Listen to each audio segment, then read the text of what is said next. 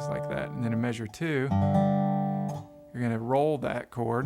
Just a real quick thumb, index, middle. You don't have to. This is just kind of decoration, I guess. You could play it all together, but I always like to roll. Probably do that too much. And then you're going to come up and play that open 4th string with your thumb. Index, index, middle, thumb, index. And there's measure 2. Just like that. My hand's in good position here.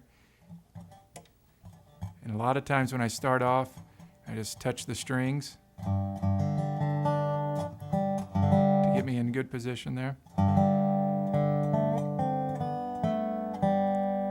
Okay, and then for measure 3, we've got, you're going to pick your thumb and middle finger for 6th and 2nd string.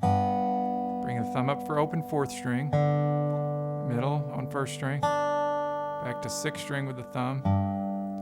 Now middle on that 1st string, just lightly hit it. Hit it once, slide it down to 4, hit it again and slide it back to 5.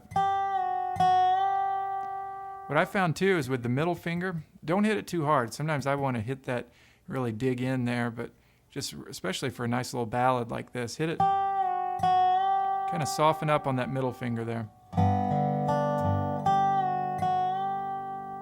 So the full right hand starting on measure 1, beat 4. 1, 2, 3.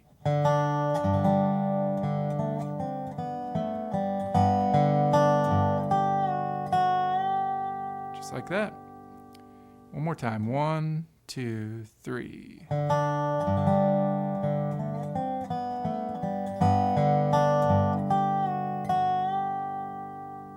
Now notice how everything's still ringing out, the low notes.